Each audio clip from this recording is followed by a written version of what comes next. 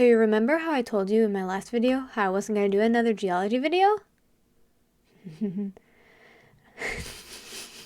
Nope, I lied! Get ready for some more geology! This time it's going to be anticline and synclines.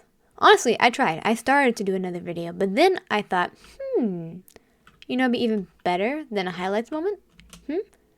Rocks. So we start here. We have a nice sedimentary stack. Using the principle of superposition, we know that the bottom, right here, that's the oldest, that's the youngest. Technical definition of superposition means that younger units develop on top of older units, which is clearly what we see here. However, because of movement in the crust over time, this can be deformed into looking something like this. Zoom. It had a fatal case of the wiggles.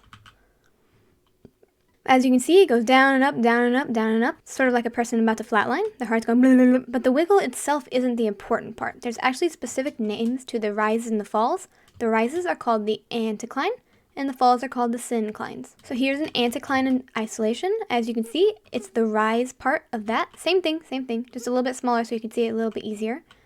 But it's where the rock goes up in a little arch.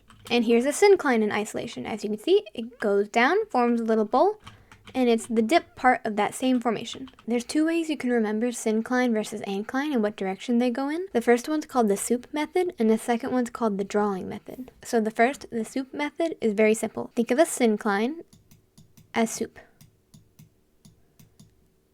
because the shape of a syncline is able to hold soup in it.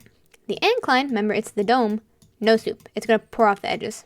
You're going to get a sad puddle and you can't eat any of it. But syncline is a nice little bowl of soup. Ignore how bad that looks. You can just imagine it's soup. So syncline equals soup. And the soup needs a bowl.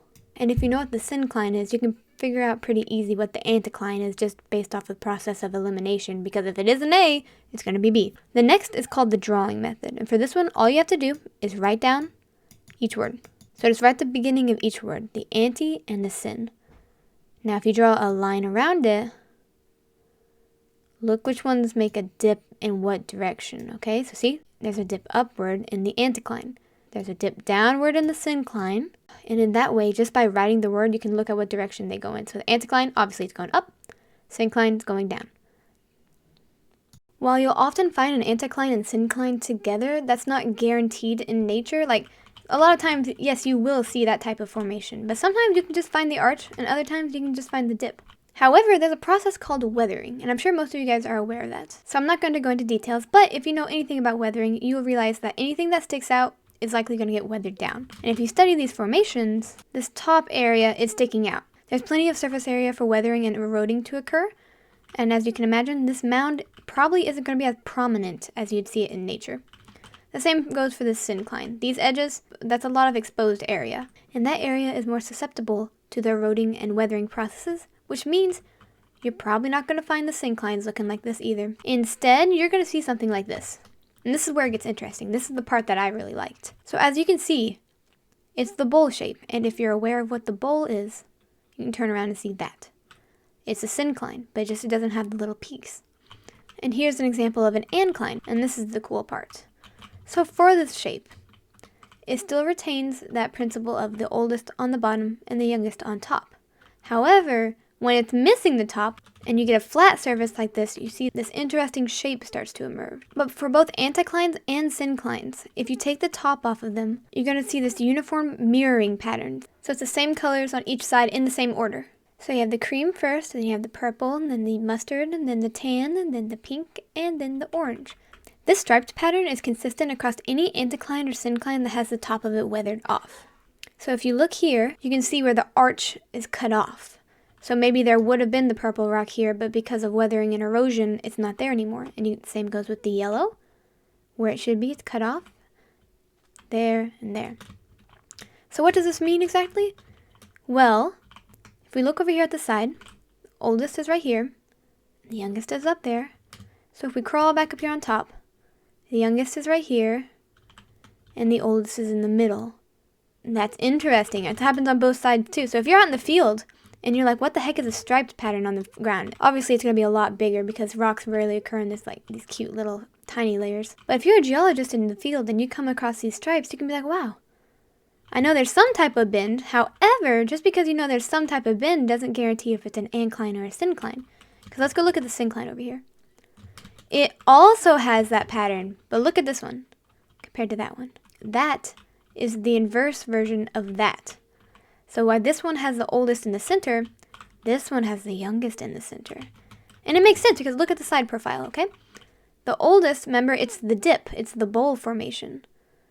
So the syncline has the oldest at the very edges of the formation, and the youngest would just be a strip in the middle. Now, naturally, if you knew there was a syncline formation, you could just look up top and realize, yeah, well, that rock's going to be older than that rock. However, the majority of the time, you're not going to know what direction that curve is just because you can only see the lines. To see the full shape of the syncline or the anticline, you'd have to dig out like a huge ditch, and sometimes that's just too labor-intensive and too expensive to have that done. So in reality, you're just going to run across these lines, and you're not going to know if it's an anticline or syncline. But if you take a rock from the side, and if you take a rock from here, and you get them tested in a lab to see the dates, and if the results show that this part is younger and that part's older, well, you know the obvious answer is going to be a syncline because that part's the oldest, that part's the youngest. Now, if you get the inverse, come over here, and you see this bit, and that part's the oldest, and that part's the youngest, you can be like, well, let me refer to my Minecraft geology video to make sure I'm doing this right, but I'm pretty sure it's gonna be an anticline. Before I end the video, I have a few more things to say. The first one being, I gotta apologize. I kept saying anticline wrong in this video. I was watching the recording and I was like, why did I say ancline like 7 times at least? Ancline is not right. It's anticline. Anti. If you hear ancline, just know that I was referring to anticline. My brain was just in a little bit of a silly, goofy mode, you might even say. So apologies for that. Second, I want to thank everyone for the support. I mean, it's the end of the year. Like, I have about 4 more days until it's 2023, and that's insane. I just started doing all this stuff and making YouTube videos, and now it's a whole new year. Y'all's support has made it so much better. Like, everyone who subscribed here, follow me on my Twitch, and then like join my Discord. It's been a very fun time, very good experience so far, and that's only possible due to you guys. Thank you. And lastly, I want to point out some fan art. Yeah, let's go! In my Discord, there's this lady who goes by the username of Void. And we were chatting one day, and she's like, wait, what does your skin look like in Minecraft? And I'm like, huh? Why? And then she's like, no reason. So I sent her some pictures, and then like 20 minutes later, no, it's about an hour later, she sends back a drawing, and it's like, that's amazing. Look at it. Stare at it. It is beautiful. It is wonderful. I just want to thank her and highlight it because that's very, very cool. Very cool of her. Thank you, Void. That's very kind. I know you gave it to me like way before Christmas, but it's been a bit and I still wanted to include it. Thank you. And that's the end of the video. Thank you for watching and goodbye.